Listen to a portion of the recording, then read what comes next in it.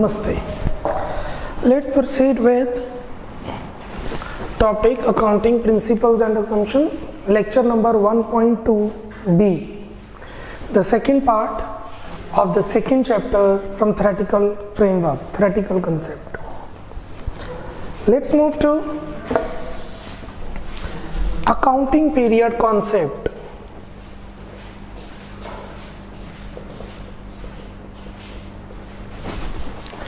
What is accounting period concept? एक साल के बाद आप अपनी बुक्स को क्लोज करेंगे और प्रॉफिट लॉस कंप्यूट करेंगे. आई रिपीट, जब भी बिजनेस बंद होता है, बिजनेस कितनी देर चलेगा? 15 साल, 20 साल, 25 साल.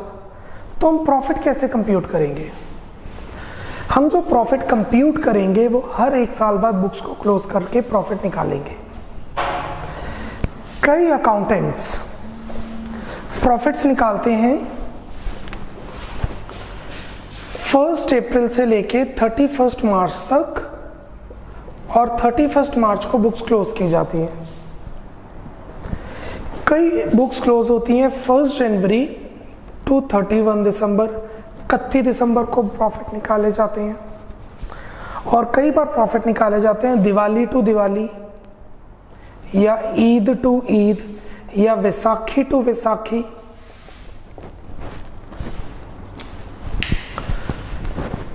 जितने भी प्रोफेशनल्स हैं, जो बड़ी बड़ी कंपनीज हैं, वो ये पीरियड फॉलो करती हैं. कंपनीज को यही पीरियड फॉलो करना पड़ता है. मतलब अगर क्वेश्चन में आगे जाके जब हम प्रैक्टिकल्स करेंगे क्वेश्चन मेंशन नहीं है कि बुक्स कब क्लोज हो रही हैं, तो अब हम ये मानेंगे कि 31 मार्च को बुक्स क्लोज हो रही हैं.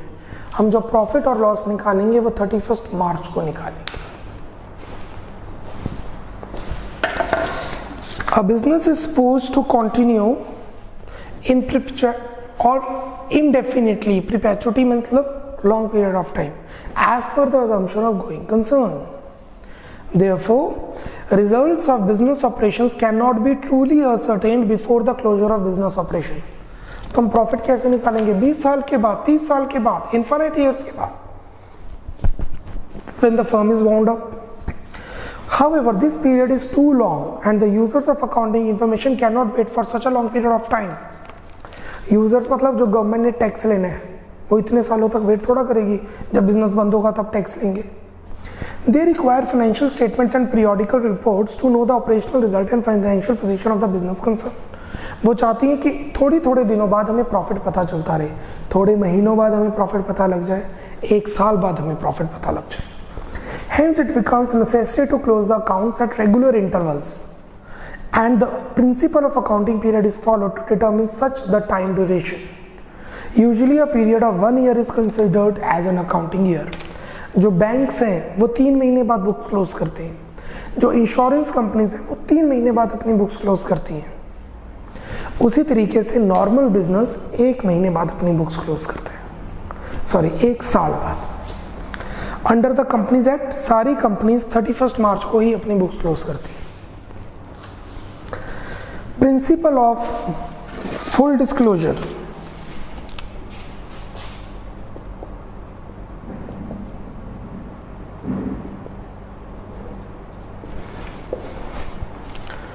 What is full disclosure principle?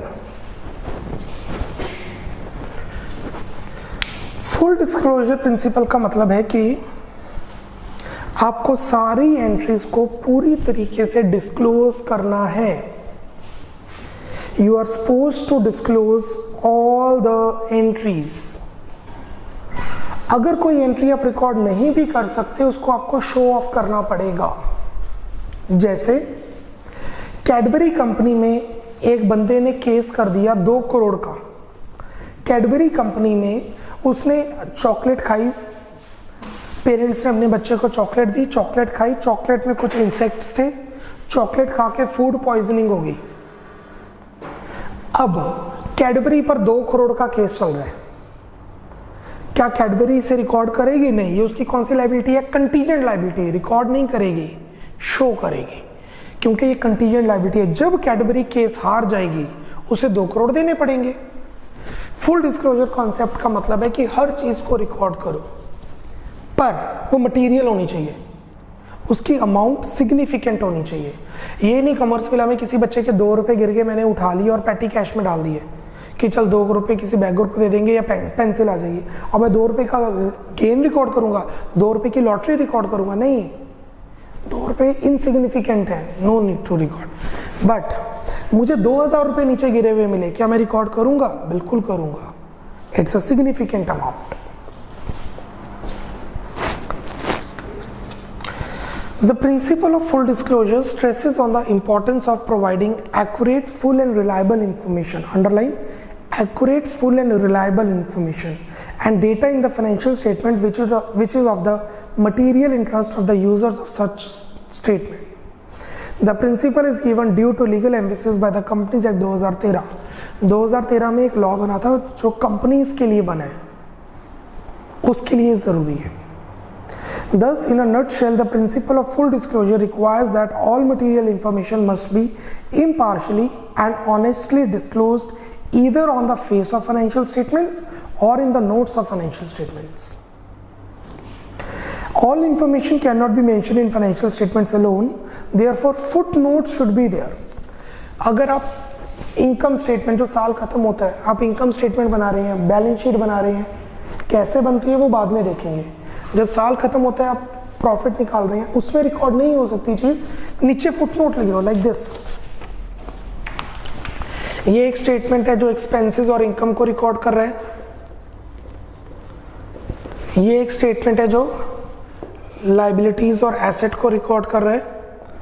अब उसके नीचे नोट दे दो, उसके नीचे एक्सप्लेनेशन दे दो। Full disclosure concept.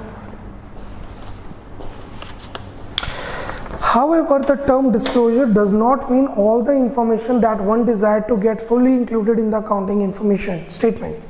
It is enough if sufficient information which is of material interest to the user is included. Material interest मतलब अगर आपको लगता है significant amount है तब रिकॉर्ड करेंगे। यहाँ पे पार्शियलिटी आ जाती है ना, अकाउंटेंट की रिकॉर्ड करना है कि नहीं करना है, इसीलिए तो हम कहते हैं अकाउंट्स में बायसनेस होती है, पार्शियलिटी हो सकती है। कैसे अकाउंटेंट को पैसे दे दो, वो रिकॉर्ड नहीं करेगा कि 2 करोड़ का केस चल रहा है, पता ही नहीं चलेगा कि उस कंपनी में 2 करोड़ का केस चल रहा है, वो बात की बात है। अभी के लिए हम बता रहे हैं ये प्रिंसिपल को फॉलो करना जरूरी है। क्लियर?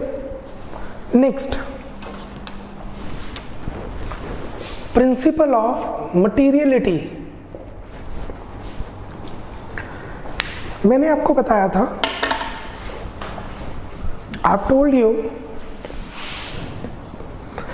जो एसेट्स 1 साल से ज्यादा काम करते हैं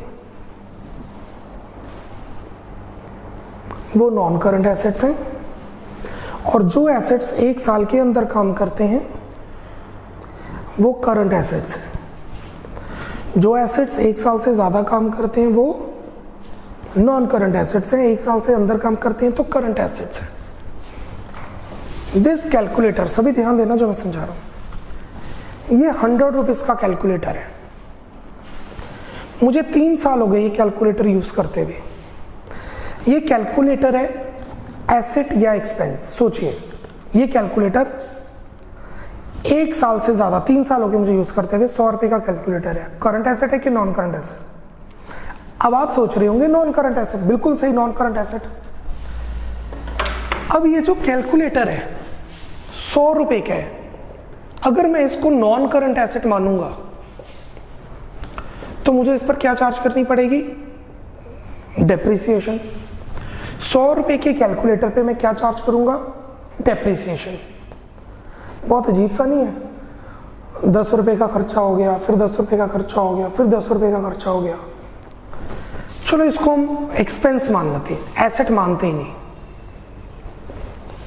खर्चा मान लेते हैं। मान सकते हैं? यस।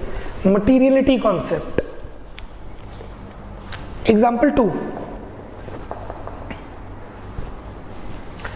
मैंने अपने रिसेप्शन वाले मैम को 10,000 रुपीज दे दिए, से 1,000 रुपीज दे दिए।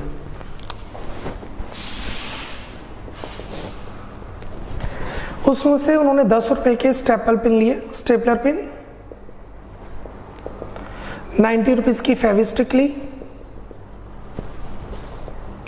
100 रुपये का कोरियर किया, किसी को कोरियर करना था, 20 रुपये का सर्फ लिया, 100 रुपीज़ के सोप लिए, एक्सेट्रा। आपको लगता है मुझे ये सारी चीज़ें रिकॉर्ड रखनी पड़ेगी? 20 रुपये के स्टेपलर, 20 रुपये का सर्फ, 100 रुपये का साबुन, करने को तो बनता यही है, बट ये प्रिंसिपल मुझे पावर दे देता है, ये प्रिंसिपल मुझे अथॉरिटी दे देता है कि मैं इन सब को मिसलेनियस एक्सपेंसेस में डाल दूं, या पैटी एक्सपेंसेस में डाल दूं, या अदर एक्सपेंसेस में डाल दूं। मटीरियलिटी कॉन्सेप्ट हमें ये बताता है कि अगर अमाउंट इनसिग्निफिकेंट है, अगर अमाउंट छोटी है, तो आप उसको अपनी बेनिफिट के हिसाब से, अपने कंफर्ट के हिसाब से रिकॉर्ड कर सकते हैं।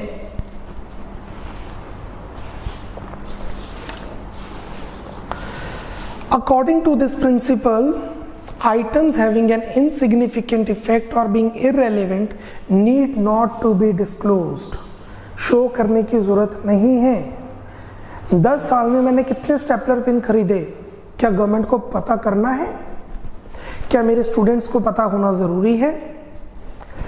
क्या मेरे टीचर्स को पता होना जरूरी है? क्या मेरे नॉन टीचिंग स्टाफ को पता होना जरूरी है? नो। तो स्टेपलर पिन का काउंट ही मत बनाओ। But the main and important information of business should be disclosed impartially. पर स्टेपलर पिन पर 10,000 का खर्चा हो गया 10 साल में, तो 10,000 तो बड़ी अमाउंट है, तो उसे मिसलेनियस एक्सपेंसेस में रिकॉर्ड कर दो, पैटी एक्सपेंसेस में रिकॉर्ड कर दो। An item should be regarded as immaterial if there is reason to believe that knowledge of it would influence the decision of informed investors.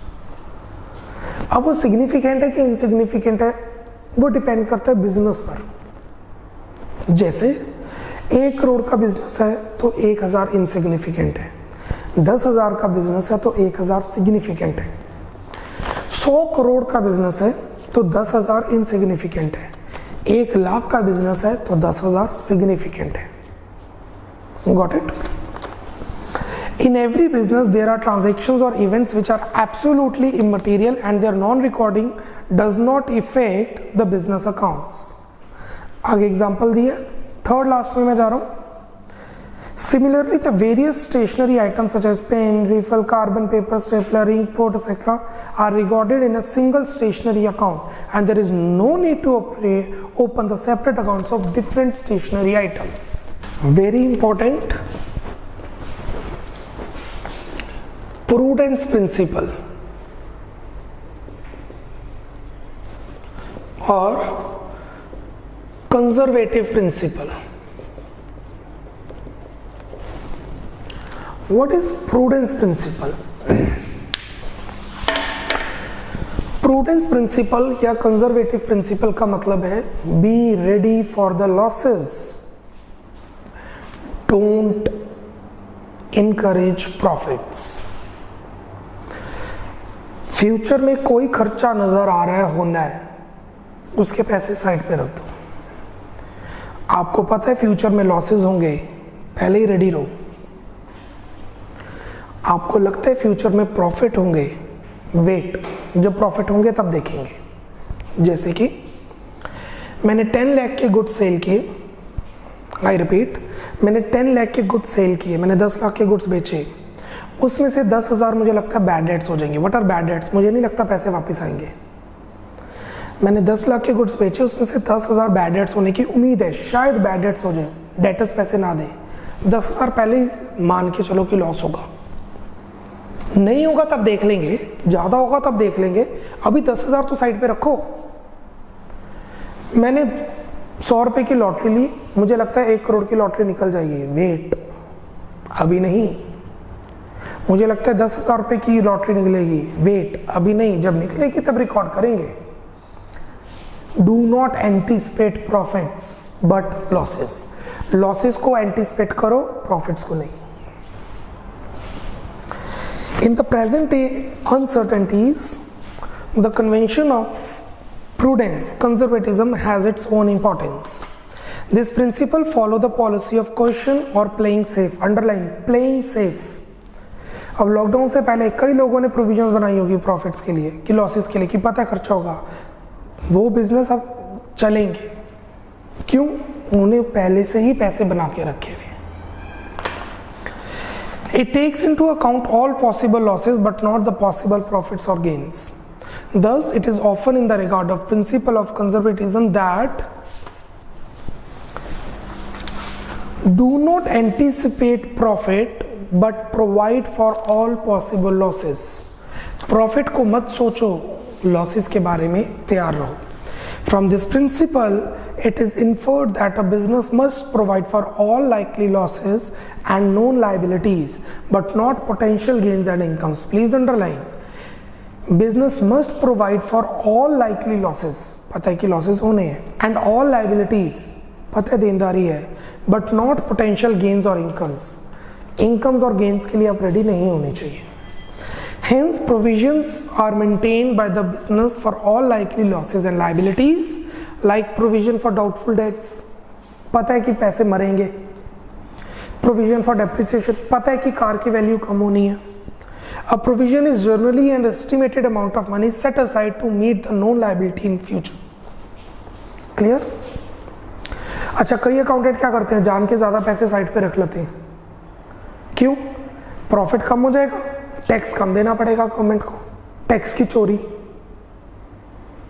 इसे कहते हैं window dressing. Will come to that. ये जो theoretical framework है सब कुछ interrelated है. अब मैंने पूरा पैराग्राफ छोड़ दिया, आप पढ़ लीजिए. जो नहीं समझ आ रहा, दो ऑप्शन, पूछ लो या छोड़ दो, क्योंकि आगे वाले चैप्टर्स में वो कवर हो जाएगा. पूछ लो, अभी क्लियर हो जाएगा. मैं नहीं समझा सकता क्योंकि वो अगले चैप्टर से रिलेटेड है. जितना जरूरी है मैं उतना समझा रहा हूं. Please underline. लास्ट में, बिल्कुल last line, thus the principle of conservatism should be applied very cautiously.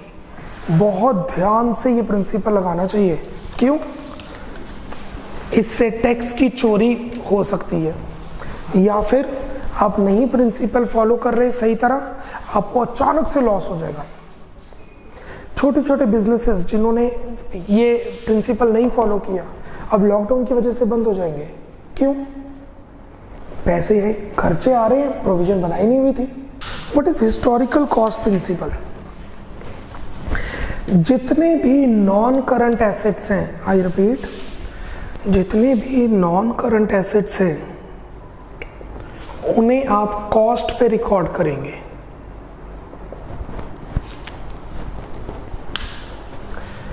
जितने भी नॉन करंट एसेट्स हैं उसे आप कॉस्ट पे रिकॉर्ड करेंगे, मार्केट वैल्यू पे नहीं. मेरे पास बाहर जो लैंड है उसकी मार्केट वैल्यू 80 लाख है. जब मैंने खरीदा था, मेरे डैड ने खरीदा था, तब ये 20 लाख की थी. तो हमारी बुक्स में ये लैंड कितने की शो हो रही होगी, 20 लाख के 80 lakh? 20 lakh. Non current asset cost, क्योंकि ये वैल्यू तो बार बार ही चेंज होती रहती है. जब बेचेंगे तब देखेंगे. Historical cost principle. According to this principle, all assets should be recorded in the books of accounts at their acquisition cost. Acquire, what is acquire? जब खरीदा था, जब आपने एसेट खरीदा था, कितने का खरीदा था, उस वैल्यू पे रिकॉर्ड होगा. The cost of acquisition refers to the cost of purchasing the asset and expenses incurred on that. ये पूरा पैराग्राफ हमें ये बता रहे हैं, जैसे कि मैंने लैंड खरीदा 20 लाख का, स्टैम्प पेपर बने 2 लाख, प्रॉपर्टी डीलर वाले को मैंने ब्रोकरेज पे की 2 लाख, टोटल हो गया 24 लाख. इस वैल्यू पे रिकॉर्ड होगा. ये कॉस्ट है. एक एसी खरीदा 30,000 का, 2,000 का स्टेपलर खरीदा, 32,000 पे रिकॉर्ड होगा.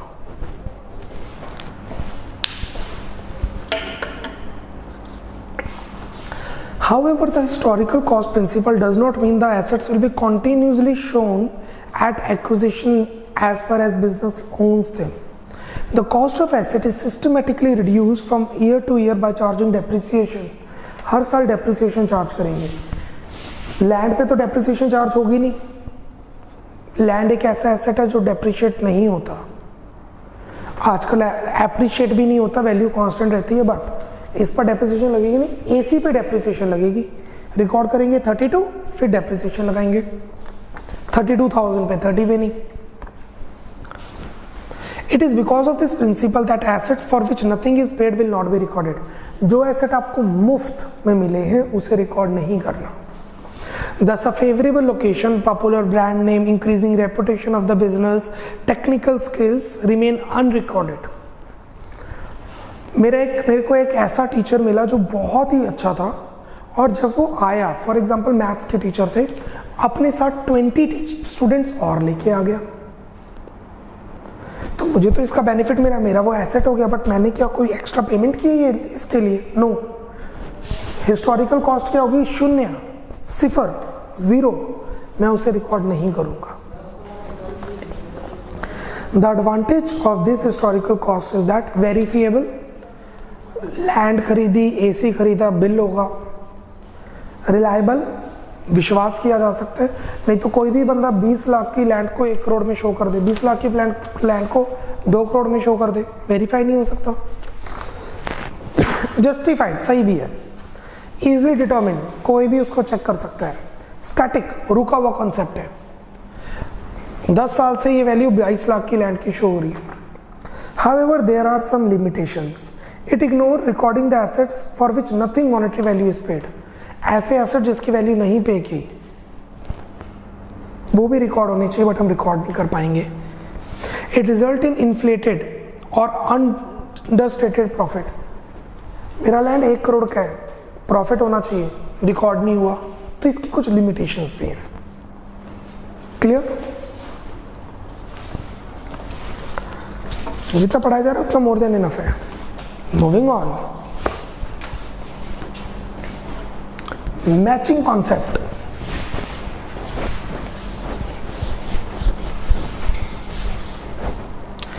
Eight,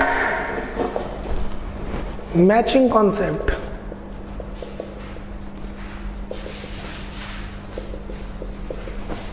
What is matching concept? Expenses को इनकम से मैच करो, एक्सपेंसेस को इनकम से मैच करो। अब देखना, मैं आपको एक्सप्लेन कर रहा हूं एक एग्जांपल के थ्रू। मैंने 1 साल खर्चा किया,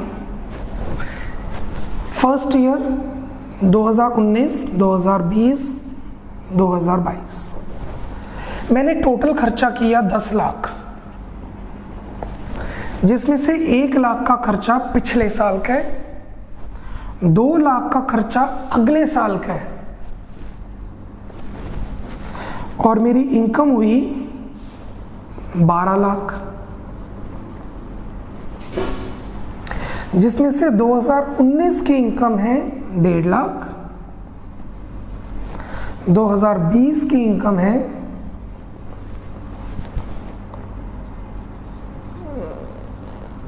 1.5 लाख, मिड के 2 लाख, राइट?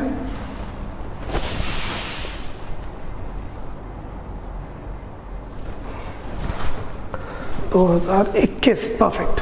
चलिए, क्वेश्चन बन गया आपको समझाने के लिए। मैंने इस साल 10 लाख रुपए दिए, जिसमें से 1 लाख पिछले साल के थे, 2 लाख अगले साल के थे। ये खर्चा मैंने पिछले साल का किया, ये खर्चा मैंने एडवांस में कर दिया। मुझे इस साल 12 लाख रुपए मिले, जिसमें से 1.5 लाख की इनकम इस साल आई है पिछले साल की। कई बच्चों ने पिछले साल पैसे नहीं दिए थे, इस साल दे दिए, और 2 लाख मुझे एडवांस में इनकम आई है। लेट्स सी, इस साल का कितना खर्चा है? ईयर 2020 है। 10 लाख में से 3 लाख गए, 7 लाख, 3.5 लाख, 2, 3, 8,50,000 डन। अब अगर मुझे 2020 का प्रॉफिट निकालना है, मेरी इनकम है 8.5 लाख, इसको मैं मैच करूंगा इसी खर्चों के साथ 7 लाख, तो मेरा प्रॉफिट हो गया 1.5 lakh. Clear everyone? Any doubt? So income is 12 lakh, expenses 10 lakh. देखने में लग रहा है प्रॉफिट 2 लाख का होगा, भाई 12 लाख कमाया 10 लाख खर्चा हुआ, 12 लाख कमाया 10 लाख खर्चा हुआ तो 2 लाख का प्रॉफिट हुआ। देखने से तो यही लग रहा है, पर ऐसा नहीं है। अकॉर्डिंग टू मैचिंग प्रिंसिपल, जिस साल का खर्चा है उसी साल की इनकम से कंपेयर करके प्रॉफिट निकालेंगे।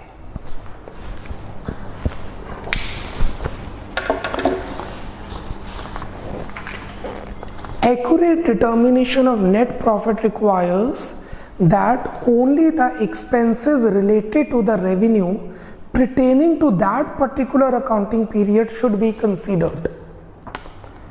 ये प्रिंसिपल, अगर आपने सही प्रॉफिट निकालना है तो एक्सपेंसेस जिस साल के हैं उसको मैच करो उसी इनकम से जिस साल की आप प्रॉफिट निकाल रहे हैं तो कंप्यूट करें। Thus, there has to be precise matching between the cost incurred and the revenue earned for a relevant period. This concept is popularly known as matching principle of cost and revenue, or only matching principle. For correctly matching the revenue to revenue cost, the following consideration should be followed. Number 1, relevance of expense. खर्चा देखो कौन सा outstanding है, कौन सा prepaid है, कौन सा एडवांस में दिया, कौन सा पिछले साल का दिया। वैसे इनकम देखो कौन सी एडवांस में मिली, कौन सी पिछले साल की मिली।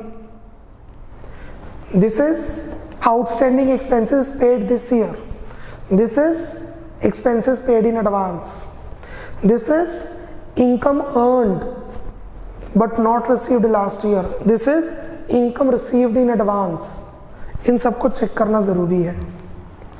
क्लोजिंग स्टॉक, जो इस साल स्टॉक बना पर बिका नहीं, वो कब बिकेगा? अगले साल। इसलिए इस साल का क्लोजिंग स्टॉक अगले साल का ओपनिंग स्टॉक माना जाएगा। इस साल का क्लोजिंग स्टॉक हम कॉस्ट प्राइस पे वैल्यू करेंगे जितने का बना। The stock of goods that are not sold during the year must be carried forward to the next year as opening stock. Such a practice is followed since such goods shall be sold only in the forthcoming period. उसे हम अभी तो बेच नहीं सकते, इसलिए उसे इसी साल क्लोजिंग स्टॉक को कंसिडर करेंगे और अगले साल उसको खर्चा मानेंगे। Hence the closing stock of this year is considered as asset. जो क्लोजिंग स्टॉक है वो इस साल का एसेट हुआ, क्यों? बिका नहीं, और अगले साल का खर्चा हो गया। All expenses incurred on such closing stock is to be carried forward. So closing stock is asset for this year क्योंकि बिका नहीं, और अगले साल उसको हम खर्चा मानेंगे क्योंकि वो बिक जाएगा बन के कंप्लीटली। इनकम अक्रूड और received in advance. Clear? Next, dual aspect. What is dual aspect? Duality. हर चीज के दो एस्पेक्ट्स होंगे, एक डेबिट और एक क्रेडिट। हर ट्रांजैक्शन के दो एस्पेक्ट्स होंगे, one is debit and other is credit. Dual aspect. मैंने बिजनेस में 1 लाख रुपए इन्वेस्ट किए, मैंने बिजनेस में 1 लाख रुपए इन्वेस्ट किए, तो one is capital, other is cash. Capital is liability, cash is asset. Example, मैंने 10,000 की सैलरी दी, एक सैलरी इम्पैक्ट कर रही है और एक कैश। सैलरी खर्चा है, कैश एसेट है। लायबिलिटी बढ़ गई, कैश बढ़ गई, सैलरी एंड कैश, खर्चा बढ़ गया, कैश कम हो गया। 5 एग्जांपल ले लेते हैं। सैलरी हो गई पर दी नहीं, सैलरी इनकर कर गई पर सैलरी दी नहीं। सैलरी बढ़ गई, खर्चा बढ़ गया पर सैलरी दी नहीं। आउटस्टैंडिंग सैलरी, लायबिलिटी बढ़ गई। देखिए हर ट्रांजैक्शन के दो दो इम्पैक्ट्स पड़ रहे हैं, दो या दो से ज़्यादा होंगे। वन मोर एग्जाम्पल, अब यहाँ पे तो वर्चुअल क्लास है, अगर ये क्लास होती है हमारी एक्चुअल, तो मैं बच्चों से एग्जाम्पल फ्रेम करवाता हूँ। फर्नीचर खरीद लिया, फर्नीचर बढ़ गया, कैश कम हो गया, एक एसेट बढ़ गया, एक एसेट कम हो गया। And the last example is furniture खरीद लिया उधार पे, या गुड्स खरीद लिए उधार पे। स्टॉक बढ़ गया, क्रेडिटर्स बढ़ गए। स्टॉक बढ़ गया मतलब एसेट बढ़ गया, क्रेडिटर्स बढ़ गए मतलब लायबिलिटी बढ़ गई। समझ रहे हैं कि नहीं? Dual aspect. For every business transaction, her business transaction का कुछ डेबिट होगा और कुछ क्रेडिट होगा। It is also known as duality principle. According to this principle, every transaction has twin aspect, namely giving certain benefits and receiving certain benefits. कुछ benefit मिलेगा, कुछ benefit देना पड़ेगा। जैसे आपने मुझे फीस दी, मुझे बेनिफिट मिल गया, मैं आपको सर्विसेज दे रहा हूं, मैंने आपको बेनिफिट दे दिया। The basic principle of double entry system is that underline for every debit there is equal amount of credit. इनमें से एक चीज डेबिट होगी और दूसरी चीज क्रेडिट होगी। What is debit?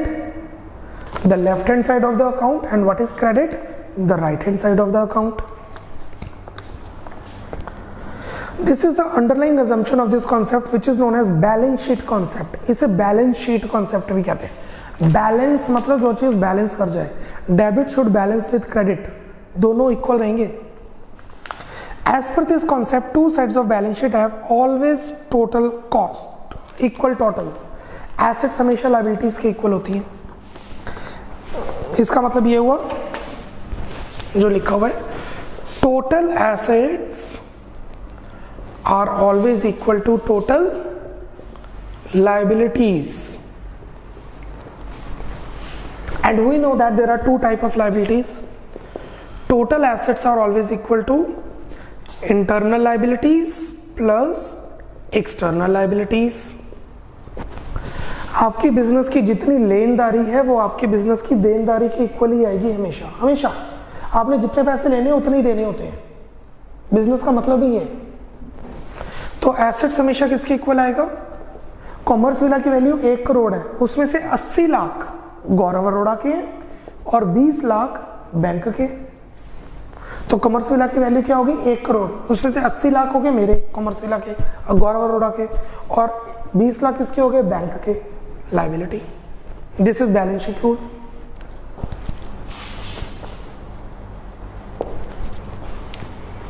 टेंथ हम बाद में करते हैं, पहले 11th।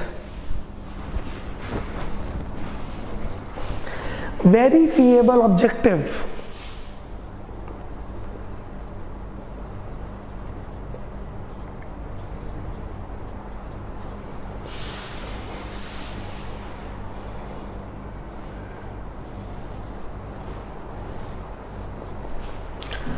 What is verifiable objective?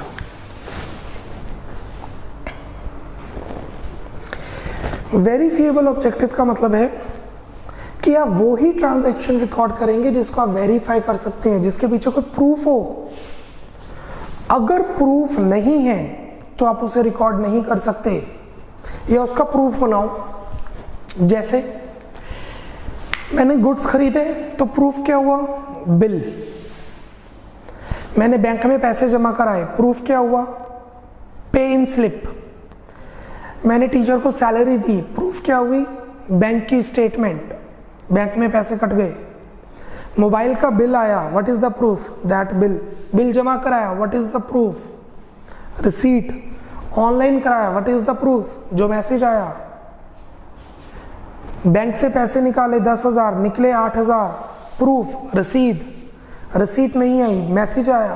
Message नहीं आया, ऐप के ऊपर जो डिटेल है पासबुक पे, ये सब हमारी वेरीफिएबल ऑब्जेक्टिव के अंडर आते हैं। अगर कोई प्रूफ नहीं है तो आप उसे रिकॉर्ड नहीं कर सकते, और अगर रिकॉर्ड करना है, प्रूफ नहीं है, तो प्रूफ बनाओ।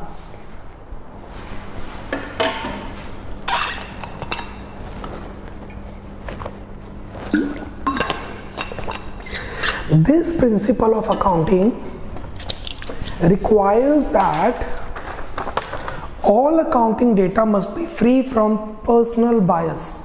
कोई अकाउंटेंट पार्शल नहीं होना चाहिए कुछ भी रिकॉर्ड करने के लिए।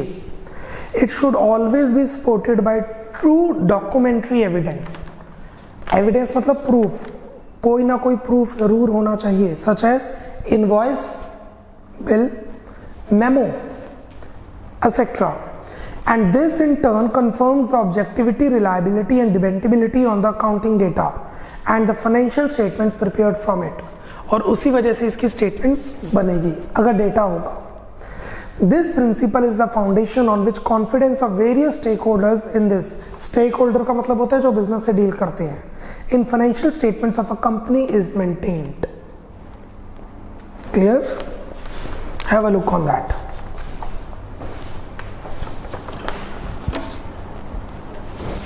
I am giving you 2 minutes, एक बार अच्छी तरह रीड आउट कीजिए।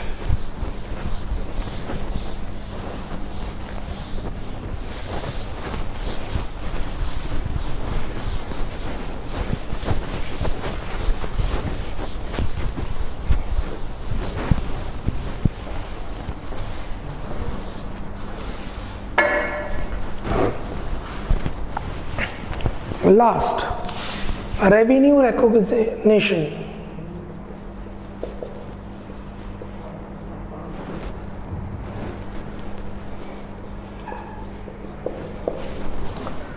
What is revenue recognition principle?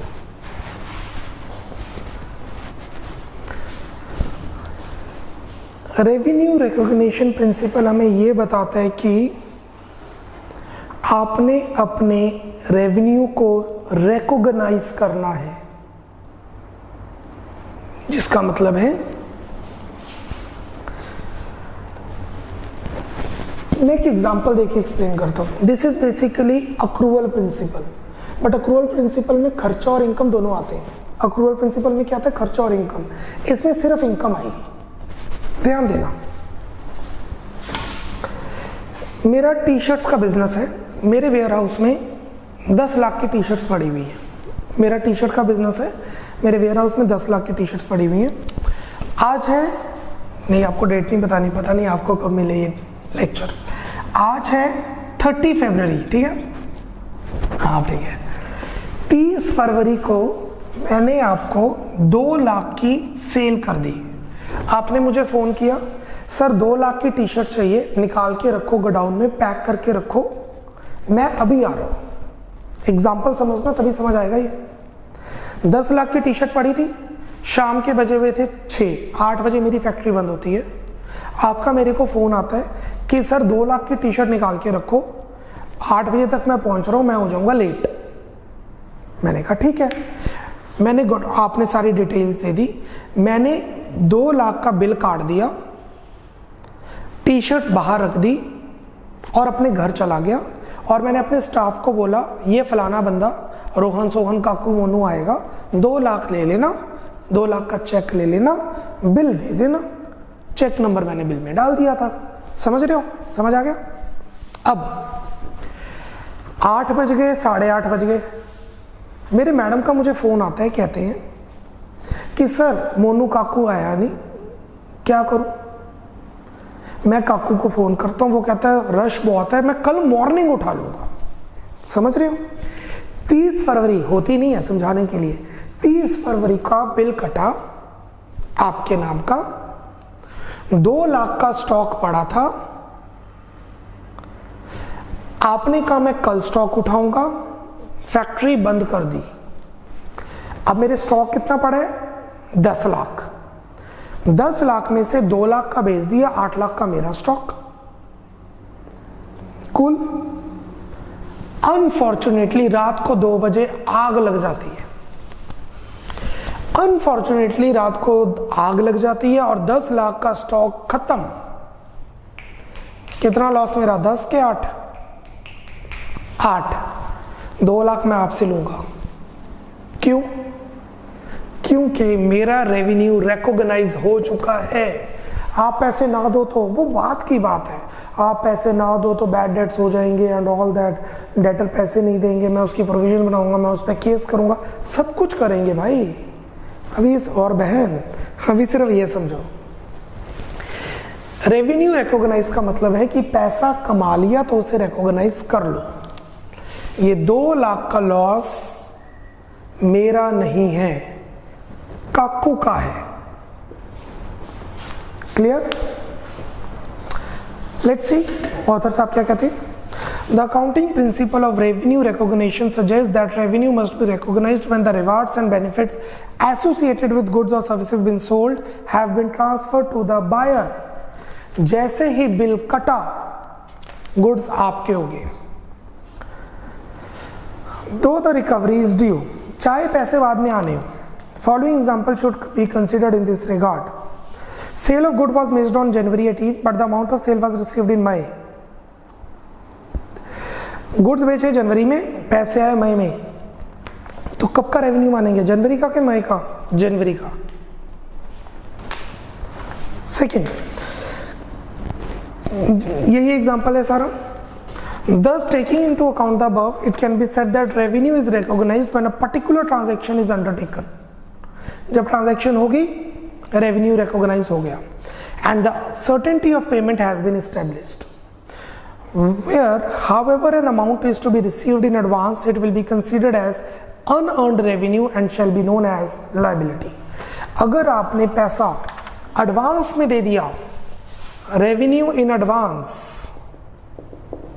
तो ये मेरी क्या हो जाएगी? Liability.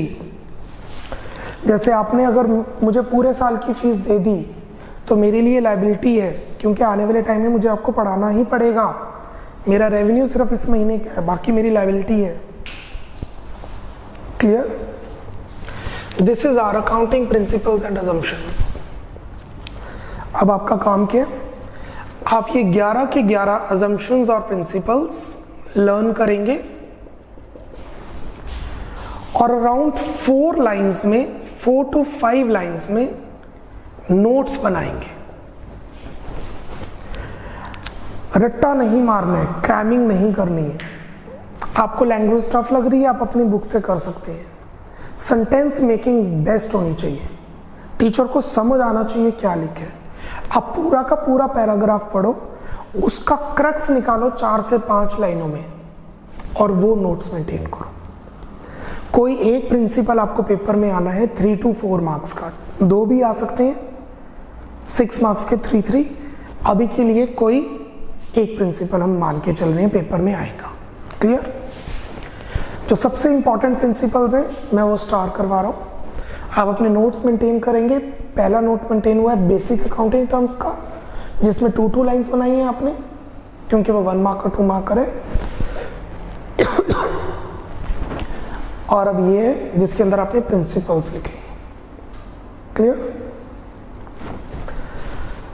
The most important principles, please mark star।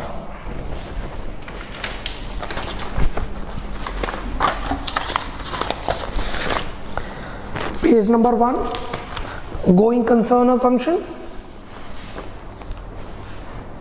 Number 2, consistency assumption। Number 3, accrual assumption। Then first principle business entity. अब आप कहेंगे तो सारे मार्क करवाए जा रहे हैं। Then full disclosure, then prudence principle number 6, then number 9 dual aspect principle. Clear everyone? Around 5 principles मैंने बताए, ये आप अच्छी तरह करेंगे। Cool, perfect. खुदा हाफिज। कल मिलते हैं नए लेक्चर के साथ। हमारा टॉपिक चेंज हो जाएगा क्योंकि ये टॉपिक कंप्लीट हो गया और हमारा लेक्चर होगा 1.3 ए या ए बी डिपेंड करते हैं कि कितने लेक्चर में वो कन्वर्ट किया जाएगा। Bye bye, take care, God bless.